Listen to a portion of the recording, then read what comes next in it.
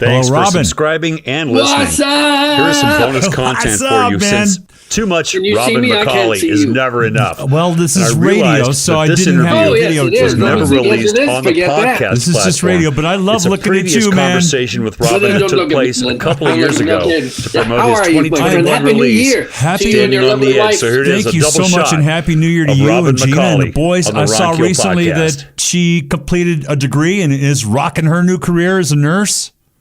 Yeah, and it's not necessarily a new career. She continues to do what she does. You know, she's a director for eating disorder, mostly young adolescent girls.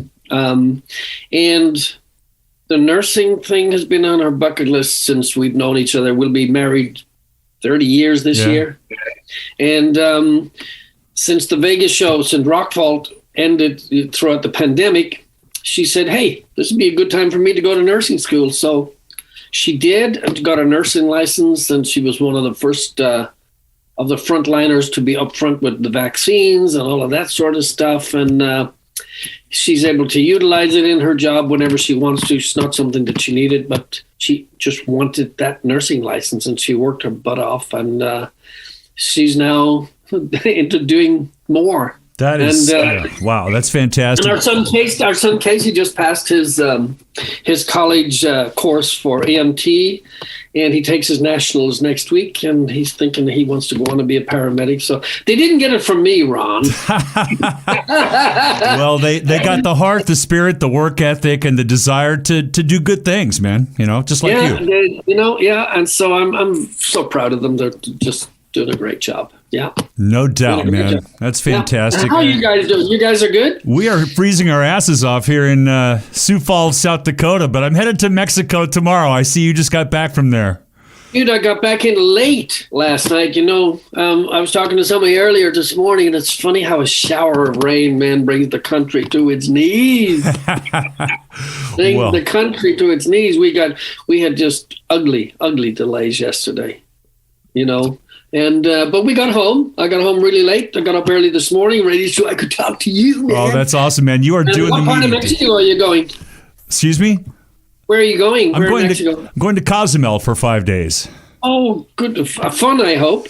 Yes, absolutely. We're going to see some Mayan ruins, take a submarine ride, you know, an actual not the Disneyland stuff, maybe the real submarine. And, the real stuff. My God. Just enjoy a little break before the year gets stupid crazy. But that is killer. I'm glad we could fit this in. I know you're doing the media dance, and I appreciate being on the press list, man. I appreciate you talking to me. Thank you for taking time out of your day. Have an awesome time down in Mexico. We were in Puerto Vallarta for a private show, and that was just killer. It was awesome. Wow. Well, I do have great liners from you, but the one we did last time was, this is Robin McAuley standing on the edge of the streets of rock and roll. Let's do another one if you don't mind. This is Robin McAuley, and I'm alive on the streets of rock and roll with Ron Keel. Excellent. I'm ready when you are. We're rolling. Hi, everyone. This is Robin McAuley, and I'm alive on the streets of rock and roll with Ron Keel. Alive. Robin McAuley kicking ass worldwide and on the streets of rock and roll. Hello, Robin. Welcome back to the show. Thanks for doing this. Thank you, Ron. It's good to be here. Happy New Year, everybody. And that was the title track to your brand new solo album, Erupting Worldwide, February 17th from Frontiers Records. Congratulations on another musical milestone. Thank you, my friend. I should be quitting, but I don't feel like quitting. So I feel very much alive, very much charged, and ready to take this new year on. So come along for the ride, everybody. It's going to be great.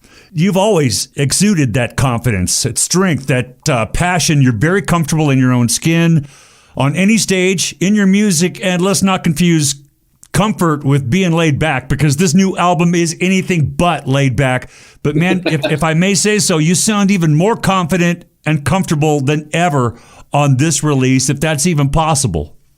Well, we had a blast doing this one. You know, we did Standing on the Edge, wasn't sure what we should do. We did it anyway. You know, a little chat with Alessandro Del Vecchio, again, produced and co-wrote and engineered on this one. And so we decided to just give it a little a little edge, and he's great. He gives me that modern production sound, and the same band as we used with Andrea Cerveza, who kills on guitar, and Nicholas Papapico on drums, and Alessandro comes in on keys and bass. And I drafted my son Casey in, as I usually do for the Black Swan stuff, and he added his backing vocals to some of the tracks, and it's great to work with him in the studio. It's just fun dad and son hanging out. That's awesome. And we just had a great time with the songs, and I'm glad you like it. Yeah, it seems more comfortable. I know what we all went through last time with the pandemic and getting back to work on that previous album. What was the first step, Robin? Was it Serafino Perugino, the boss of Frontiers Records, saying, Robin, it's time for a new solo album? Or was it Robin McAuley saying, Serafino, I'm ready, let's do this? I get that. And they're going, we're ready to start. This is the expectations of when it should be finished, when it should be submitted. And I was really late. It was supposed to be actually submitted in June, but I was on tour with Schenker in Europe. And so we didn't get finished. I was only supposed to, I think, do 4 out of the whole 5 weeks of touring. And I ended up doing all of the tour, including Swedish and UK festivals. So I was late to the party, but we got it done. I had a lot of work to do when I came back, but I got very energized by the tour and really locked into the songs. And Alessandro just sent me a bunch of stuff, and the writers that I work with out of Sweden sent me a bunch of stuff. So together we nailed down the 12 songs that I wanted to spend time on. And Alive was early in the batch. And once I came up with that, I really felt strong that even whatever else followed in the writing, this would be a good lead off title track. And I kind of built it around there lyrically, if you understand how that goes. Yes. And I, there's so much crap going on in the world that it was easy to draw ideas and just work them in to how I felt on the day, not necessarily my opinion overall about everything, but just what affected me, I suppose. And I just worked it into the lyrics. And a lot of people think that song lyrics have to come from real life and experience. Not always the case. You've had a talent for stepping out of your heart and your head to write lyrics. I forget the song on the last one. We talked about it, where a happily married, faithful, you and Gina have been together 30 years and you're writing songs about cheating or heartbreak or whatever, and you've been able to step out of that comfort zone. Is there a song on this album that really does hit closest to home lyrically? I suppose, tomorrow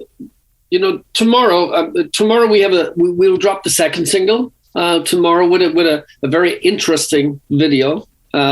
Feel Like Hell will come out tomorrow. And then on February 17th, when we actually drop the whole record, Can't Go On, me and my power ballads, man. Oh, yeah.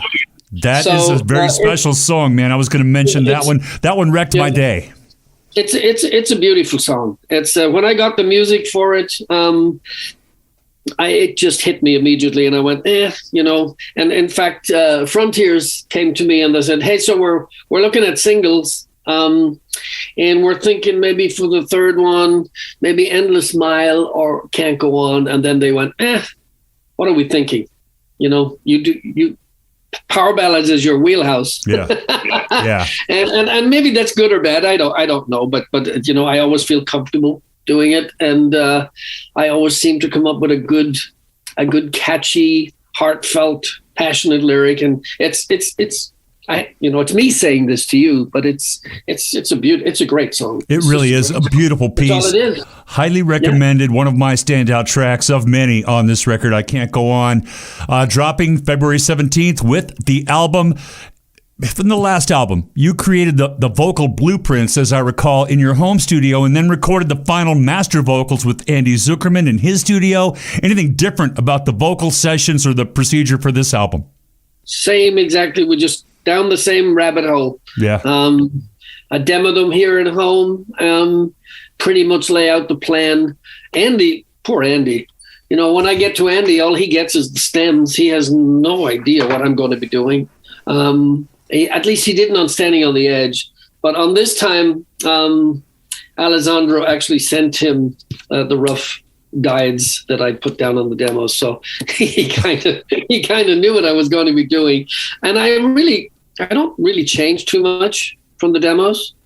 You know, I kind of lay out the plan. I work a lot on every single song, and I don't overwork it. And I'm going, no, that feels good. I don't want to change anything. And I don't like the, you know, let's do this. You can do that better. You know, there's, I remember back in the Schenker days, working with producer Frank Filippetti. And Frank said, you know, if it's not perfect, but the vibe is good, that's what we go with the vibe, you know?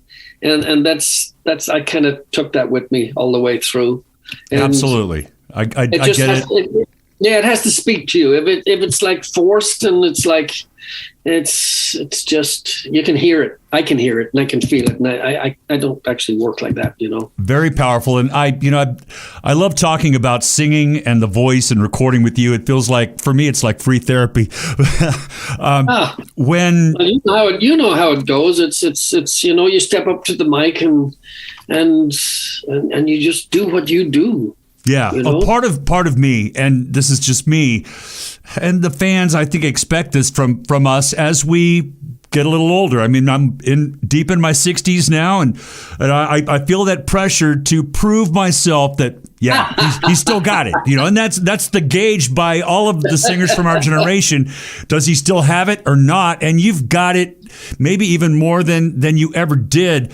I'm speaking with Robin McAuley on the Streets of Rock and Roll, the new album, Alive, available worldwide next month. You can purchase the title track right now on iTunes and pre-order the album there and everywhere else.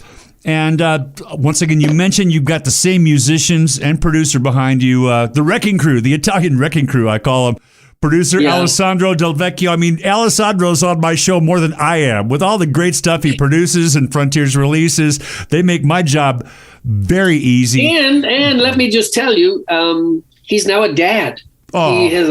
He has a new son in this brand new year of 2023. So kudos to Alessandro. And now we will have another Del Vecchio engineer. Wow. for Frontiers. He's already in the studio with him. I think he's playing piano on my next record. Wow. And you mentioned your son singing, because I was going to ask about that too. It sounds a lot like you, but there's a little difference in the tone. I love it when a singer harmonizes with himself. It just sounds beautiful, but then you've got the magic of having your son sing some of the harmonies and background vocals on this session with you. Yeah, my son Casey, you know, he's been on both of the Black Swan records, you know, Shake the World and Generation Mind, and he goes, Dad, I'm singing on this, right? And I'm going, of course you're singing on it. You know, he actually wanted to play some rhythm guitars on this one, but he was too busy because he actually was studying really hard. He just passed his college EMT course and is about to take his nationals. So he was a busy boy, but he came to the studio and he cut some backgrounds, and it's just always a blast. That's fantastic, and it sounds great. Lead vocals, the guitars are big in your face, and then this record, everybody's saying, from what I've seen and heard, that this record is quote unquote heavier. It's probably because the guitars are louder, the drums are bigger. What makes it heavier? Yeah, well, we took a different approach to begin with, and the writing was a little bit different, a little bit more edgy, and I really wanted to keep Nicholas Papapico on drums, same as we did for the first one, and Andreas at bass. Oh man, is just he's just a great guitar player with just great sense of melody, and he just knows what to do in the songs. He doesn't overplay it, but what he plays is concise. It's melodic. It's just got that tone that he loves, and I love what he does, and I don't want to fix it. And we're going to do the Frontiers Festival this year, and so I'll have the whole band behind me, and we'll be knocking out a lot of these tunes, maybe some Black Swan tunes as well. Oh, that is great news for all of us, all the fans. I'm sure, I know Serafino likes to record that stuff and release a live album. Maybe that's in the works. I was going to ask about that because these guys are amazing studio musicians. Yeah. And you've got to be. Well, they also, I know that Andrea goes out and he plays with Hardline when they need him. Oh, yeah. And of course, he plays with Alessandro on his Edge of Forever. So. They're not just, he's also a brilliant studio engineer, Andrea. So these guys are, man, there's just way too much talent. I hate them. I hate them too. And I hate them, dude. You haven't actually done any of this material from the last 2 solo albums live on stage. Is that correct? I have not, but I will fix that this year. Wow, at the Frontiers Music Festival, I played there, was it 2018, I think? What a great event, great audiences over there. And Serafino and Mario and the whole Frontiers crew, they do it right. Any other tour dates, any other performances that we can mention or talk about? Well, I think there might be some Schenker stuff coming up, but I'm hoping to keep this band alive so that that was a little popular there. That just slipped out. So that we don't just rehearse and just do the festival, that we can actually do some more. So that's something that we'll be working on as well. Find him online at robinmccauley.com and frontiers.it. I've had the pleasure of listening to the entire album. Everyone else can enjoy it on February 17th. It is Alive, the 2023 solo album from renowned and respected rock vocalist Robin McAuley. And my friend, I'm proud to say, Robin, all the best to you and Gina and the family. Thanks for the music and the interview. Thank you, and please say hello to your lovely wife. I will. She's upstairs, and she said, please tell Robin that I said hello. We both. Hi, Renee. So thanks again, Robin. Best of luck in life and music, my friend. God bless you guys. Have a great time in Mexico. Okay. New rock is on the horizon from RFK Media. Live the Rock, Volume 1. 15 songs we love from artists we believe in.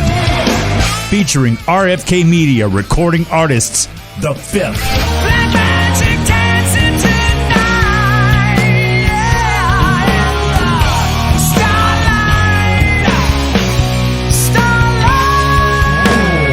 Crashing Wayward.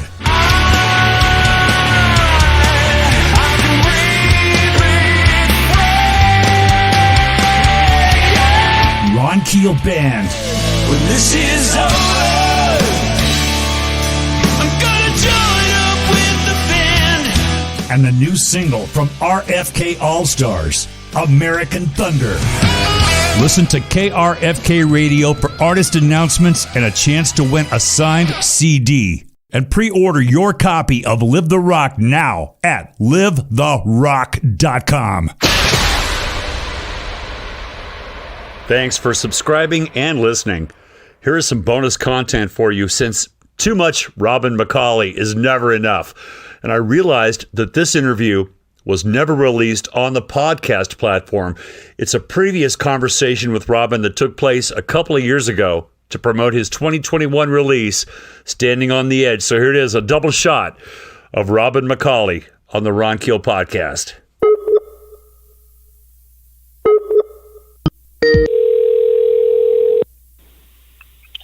Ron Keel, good morning. Good morning, Robin. How are you? Dude, how are you? When I saw your name come up this morning, I went, oh, dude, this is really cool. How are you? I am great, man. It is really cool. I've been wanting to get you on the show for so long, as you and I have been friends for a while, and I'm obviously a big fan of your work, so it's about damn time. Well, before I even begin, my first question has to be, how is your lovely wife? How's she doing? Man, thanks for asking, Robin. She is doing fantastic. You know, we went through a serious bout with cancer a few years back. Of course, and I continued to watch her posts, and I'm going, this girl is a saint. She's an angel. She's such a fighter, such an inspiration. Congratulations, dude. She's incredible. First thing, it was very important to ask how she's doing. Thank you. I appreciate that. And she has been cancer-free for several years now, and she went through a hell of a battle, but we're very thankful that story had a happy ending.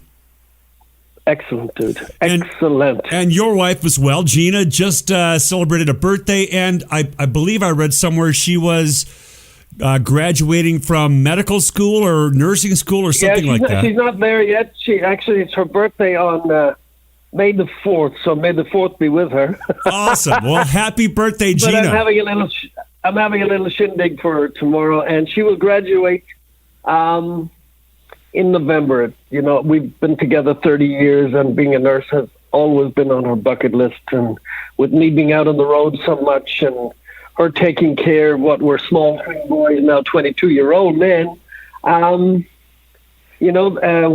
this damn pandemic kicked in, she never stopped working because she's a program director for eating disorder company. So young kids with eating disorder and substance abuse. So she runs the facility. And so she saw the opportunity. Maybe now would be a good time to do nursing school on top of a 12-hour day work. Wow, that's fantastic, man. And my wife, Renee, saw your name on my schedule this morning, and she said, please tell Robin that she says hello. We both think the world of you and Gina. Oh, dude, I'm so happy for you guys. It's excellent. And you're living in... South Dakota. South Dakota. Yes, you are. You are. And how is it in South Dakota this morning? It is awesome. We have a very nice log cabin on the edge of town, kind of in the middle of nowhere. And I enjoy the solitude and the ability to get back and forth to the airport quickly. And we've really, really put down solid roots here the last 6 years. We love it. But I have continued to spend a lot of time on the road myself. And we'll talk about what you've done and what you're about to do, and really excited about this new album, man. Before we get started, Robin, I want to let you know I edit the radio interview to about 12 minutes so we can fit more of your music in, but the entire interview will appear on the Ron Keel podcast on Spotify and iTunes and so forth. So that is the unedited, uncensored, unfiltered version, but I would love to get a liner for the show. This is Robin McAuley, standing on the edge on the streets of rock and roll, something like that. Excellent. You got it. Tell me when you're ready. I'm ready, man. We're rolling. Good morning, South Dakota. This is Robin McAuley, standing on the edge of the streets of rock and roll with Ron Keel. Happy Friday.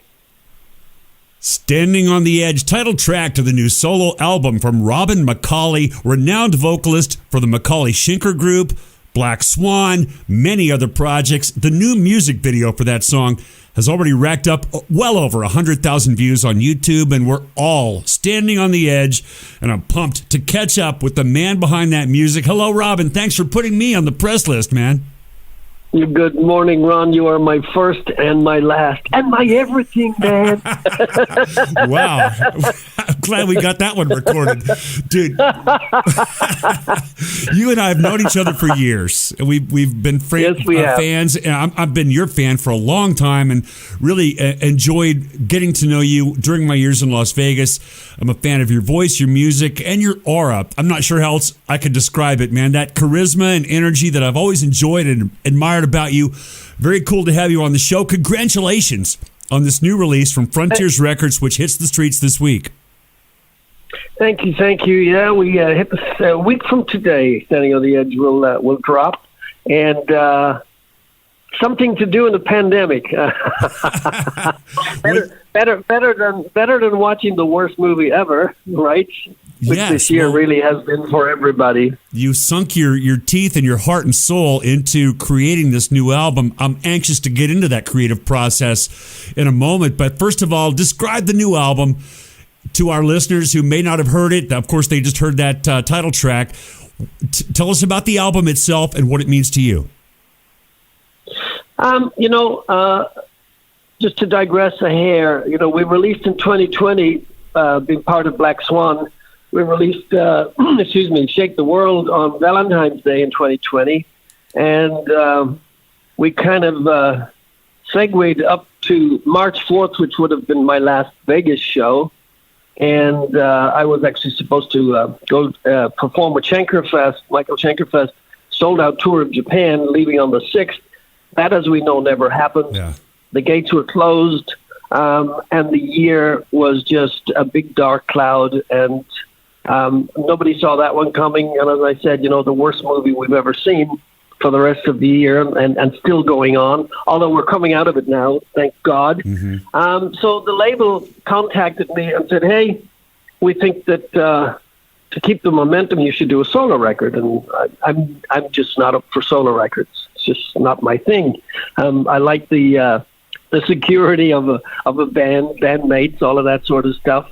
And I don't see myself as a solo artist.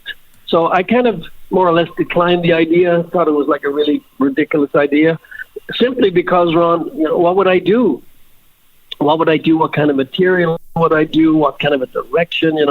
What would I want to do? And they said, well, give us more of you, Robin McAuley. And I went, well, that's kind of boring because it's kind of more of the same, And that was my honest to God feeling. But they were persistent, and I went, okay, let's give it a shot, see what I can come up with. So I reached out to a few people, that I know, namely Howard Leese, who's, musical director at Radio the Rock Vault in Vegas. And Howard and I go back a very long way. So I called Howard and I said, hey, give me a Bad Company song. And Howard laughed and he goes, oh, I won't give you a Bad Company song, but I have an unfinished idea that I'll send you and see what you think. So I heard it, and it needed finishing. I finished it, sent it back to him, and he goes, dude, this is like really, really cool. You think you hit the chorus, and then you don't hit the chorus. It's just the pre-chorus, and I love it, and will it make it to the record, and yada, yada.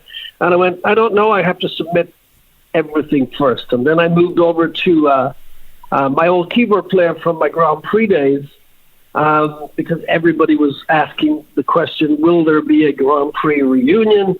I met Phil Lanzon, who now plays keyboards with Uriah Heep for centuries. And I met him when Schenkerfest was headlining a show in France about 18 months ago. We discussed it. No conclusive response from either of us really about what would ever happen there. So I thought I'd call Phil. This will be probably the closest we could get to any kind of a union in terms of writing for the old Grand Prix days. And we wrote a really cool song called Like a Ghost. And yada, it goes on. I moved to Tommy Denander in Sweden, who is an amazing talent, musician, guitar player, writer, producer. And of course, he's flying high right now with Alice Cooper's Detroit Spaces, right? Yeah. And he co-wrote and co-produced that, and so now I have a broad collection that kind of touches on my past, that sort of style, that the label was looking for. And then, of course, Frontier's very own maestro Alessandro Del Vecchio, who mixed and produced the record. Although I never did see him, not even once. Yeah, I know. We're going to talk about that long distance creative process. We're going to talk about that as well if you have time. So he put a band together. He put the songs together. He sent me about a dozen songs. We picked in total 11 songs plus a bonus track, and I started writing, and it just sort of materialized into standing on the edge with a bunch of thoughts and ideas from where we were in the world. And what a great collection of songs, apart from my front room. Thank you. And we're the more I got into this album, Robin, I listened to this stuff intently many times before this interview, and the more I listened to it, the more I fell in love with some of the deeper tracks, like Running Out of Time, Want to Take a Ride, Chosen Few. And when you create an album like this, the opening track, the first song that everybody hears, that track one is super important, and the title track as well, which is the first single. Why did you open the album with Thy Will Be Done and then release the title track as the first single?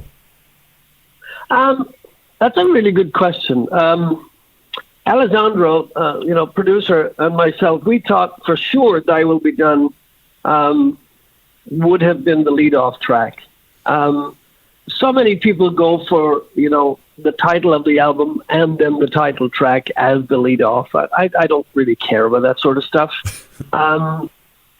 And so we were kicking it around and going, yeah, man, Thy Will Be Done. This will definitely be the lead track. And then, of course, the the people over at the label, they all sit, I guess, for their Monday or Tuesday morning coffee or whatever it is, and go, yeah.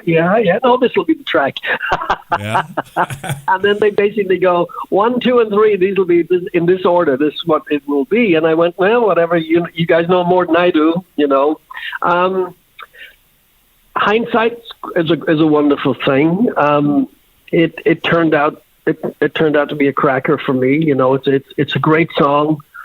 It ties in with my concept for the cover, and my headspace writing the lyrics on that thing was really centered around the dreadful media that we were watching on a daily basis throughout this pandemic, and all of the comments and what we had become, Ron. Yeah. We would hear and read stories and see movies about, oh, dude, if there's ever another nuclear disaster, the only ones that will survive were the cockroaches. And I'm going, well, this is not a nuclear disaster, although it was horrific, and it closed down the world.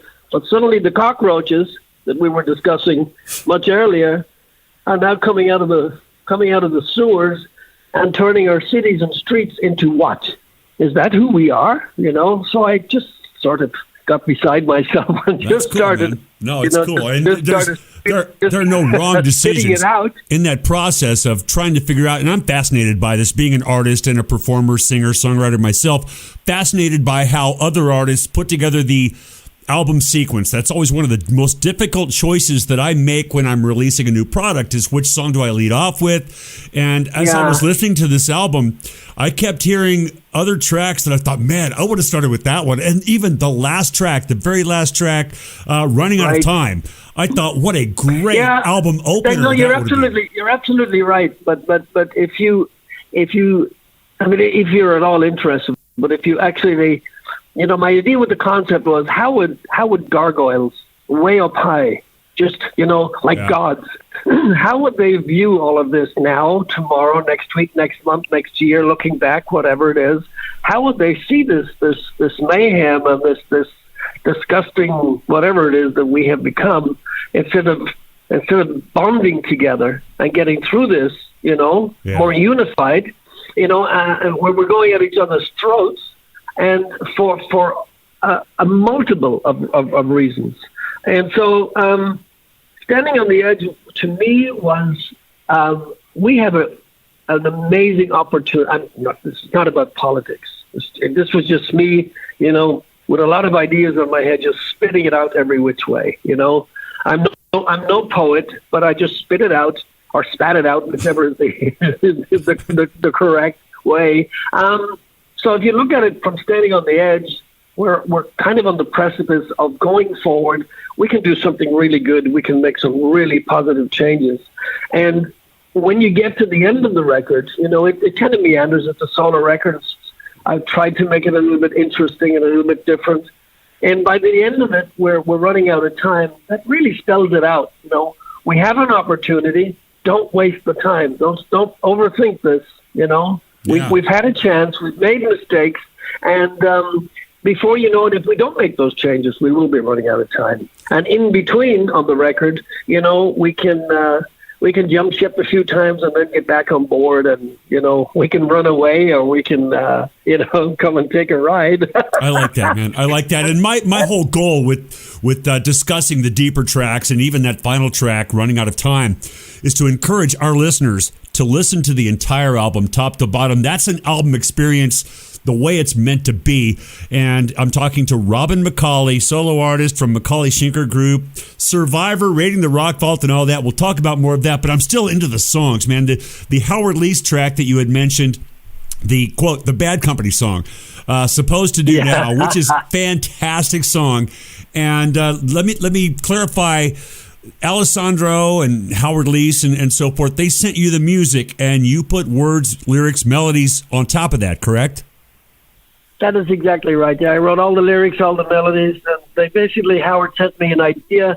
I worked it up. On my very sophisticated garage band, I chopped it up and I started adding an extra verse and leaving a blank spot for what would be a solo, etc. Discussed it with Alessandro, And I said, we need a lot of Hammond on here. I don't normally kind of sing bluesy kind of stuff, but I wanted to do something with Howard. And that's the kind of track that came in. And then, of course, Howard came in and played. He played lead guitar on it. Obviously, I didn't want anybody else to do. I didn't want anybody else to do it.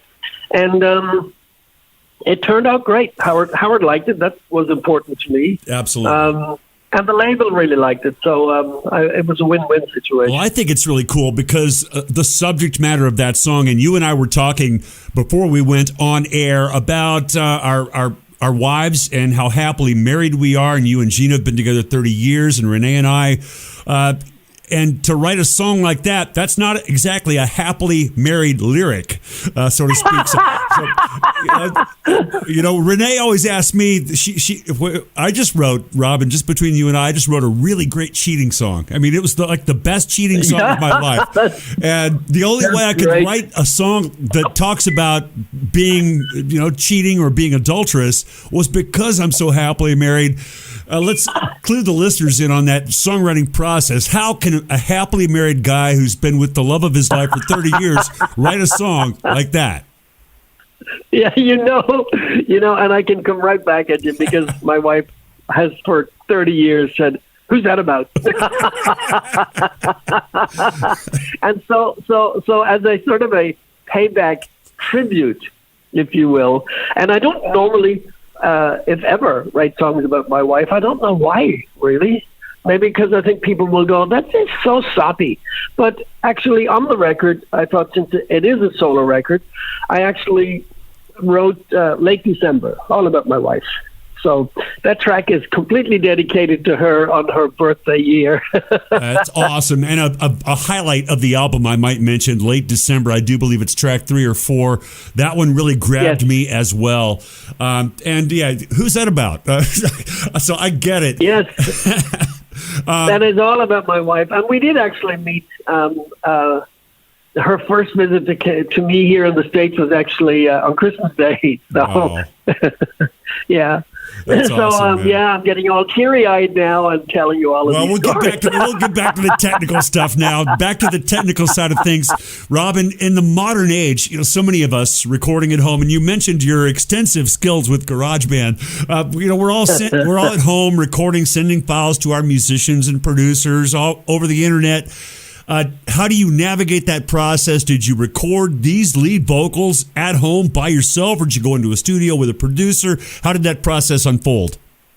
Yeah, I went. I was able to do the demos at home on GarageBand. It's a great little tool. Never really used it before. Never had to use it before. So, kind of forced into situations, and I even learned how to cook. But we won't. Oh, I can actually safely boil an egg.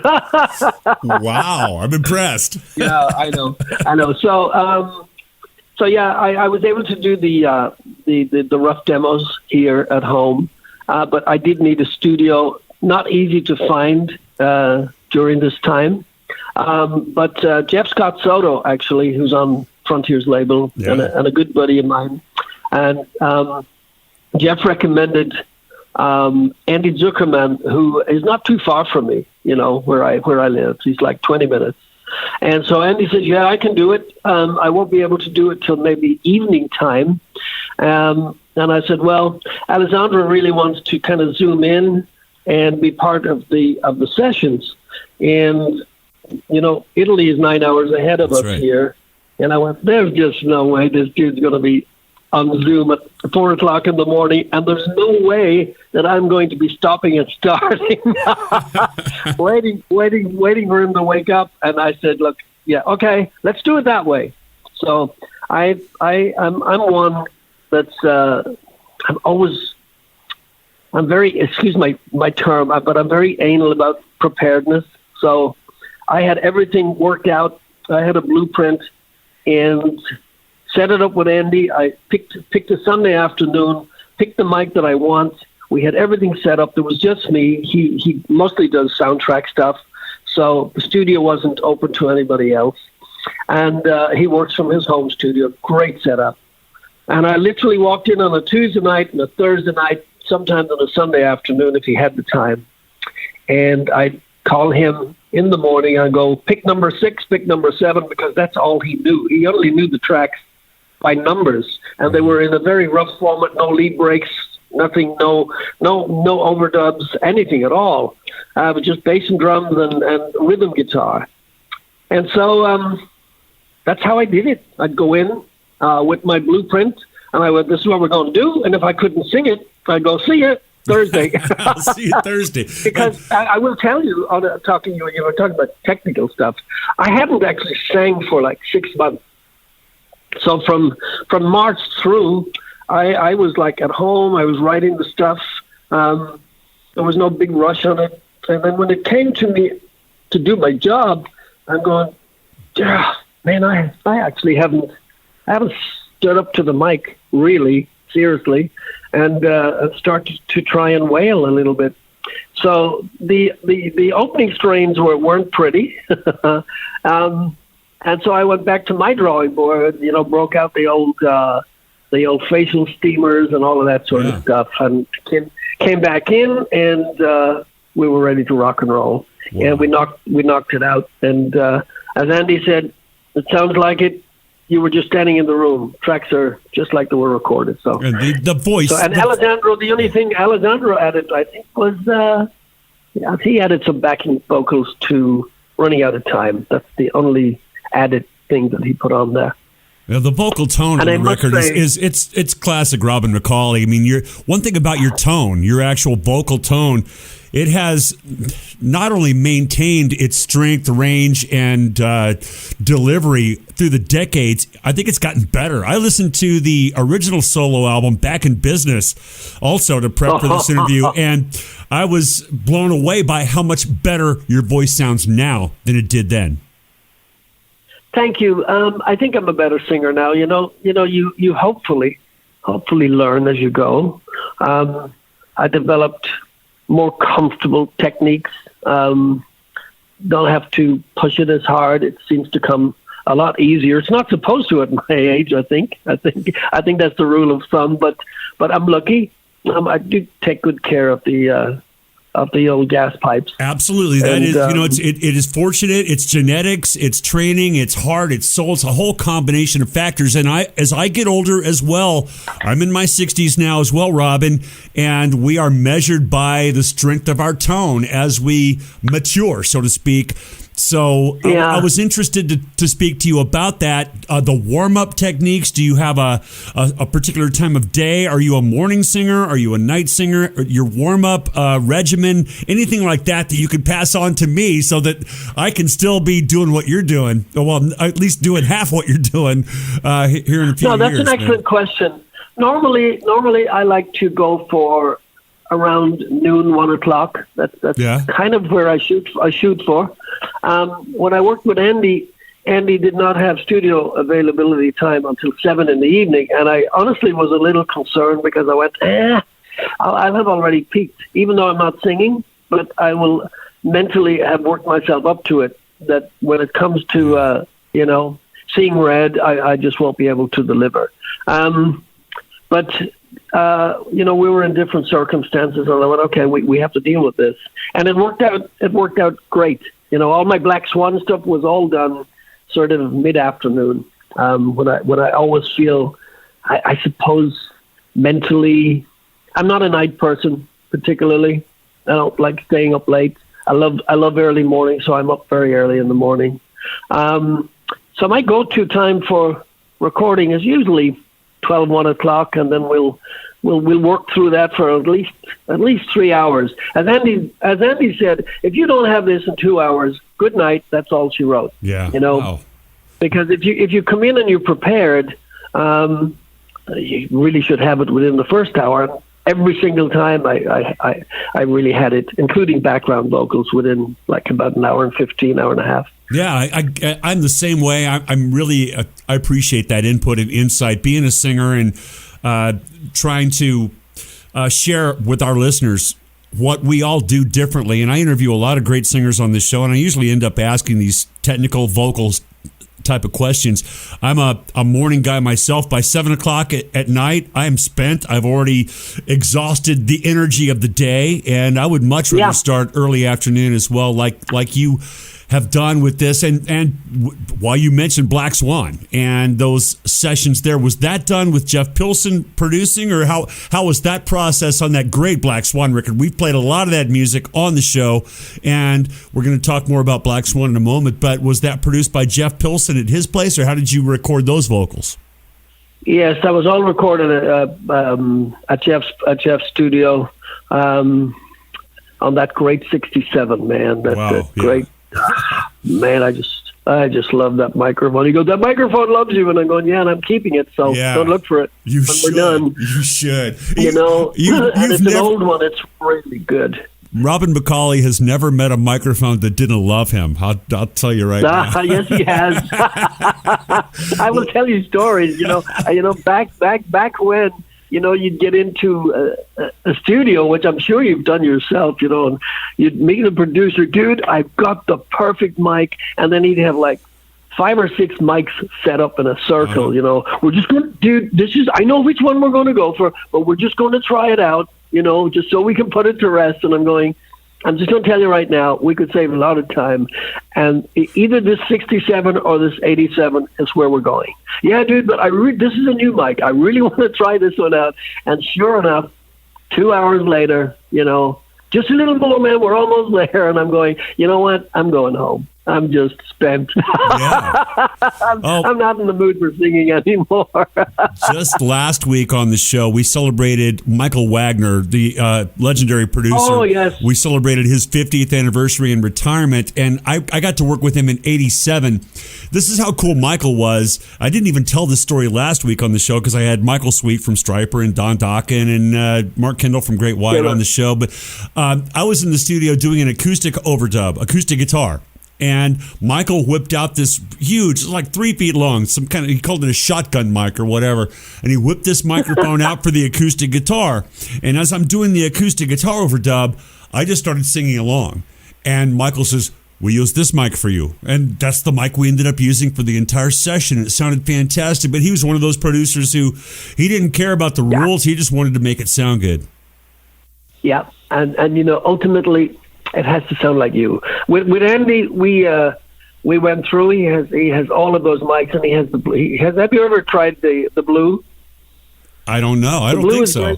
Great. The blue is great. It is blue, but you can change out the heads, and you can go from an 87 to a 67 to a 414, and it is amazing. And I was a little bit nervous because I think I did a Zeppelin tribute with the late and great Frankie Benali, and I sang Into a Blue. So we picked it, and we picked the 67, and there it was. Wow. And I went, look, and we did all that in like 30 minutes on a Sunday afternoon. Well, tried the 87 in his room, and then I went, the 67 has just got that edge. It's just got that edge, and it brings out all of the inflections that is important to whoever is singing. And so it worked for me. Yeah. Good for you, man. And as always, the vocals on this new album, Standing on the Edge, from Robin McAuley via Frontiers Records, is just one of the best melodic rock albums of this year. And I guess that's what you would call it. It all fits into that melodic rock umbrella. But there are some different styles on this one. There are a couple of songs on this album that could be radio hits back in the day, especially from your days with Survivor. So let's hit that real quick, if you would. One of the best interviews I ever had on the show was the late Jimmy Jameson from Survivor. I love that guy. I loved his voice, and you followed in his footsteps in that band, gosh, a little over 10 years ago. Tell me about your experience singing with Survivor, if you would. Yeah, in 94, Frankie Sullivan and myself wrote a bunch of tunes because we were put together by John Collada, really. Yeah. That's how it happened. And it was never meant to be a solo record. Business as Usual just sat on the shelf for, I don't know, a good 6 years before the Japanese label put it out as a solo record. Frankie offered me to join Survivor in 94, and I can paraphrase myself. And I said, you just need to pick up the phone, call Jimmy and say, let's put our differences to one side. This is the band. This is Survivor. Let's do this. And they carried on for many years after that. And I think in about 2000, I get a bunch of emails and a bunch of messages. And I had pulled myself out of the business, Ron, because my boys were born in 1999, twin boys, as you know, and now 22. Can you believe that? Wow.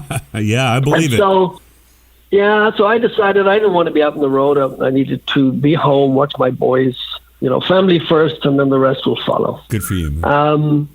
And so, Gina said, hey, did you answer Frankie's emails and answer his messages? And I went, no.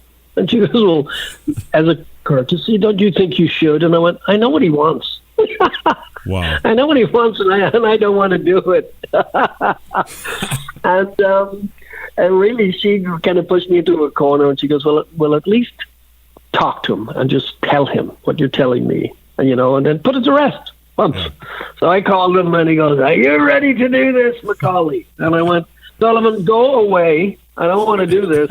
And I said, Survivor is a pop band. I don't want to be in a pop band. And he goes, you're a funny guy.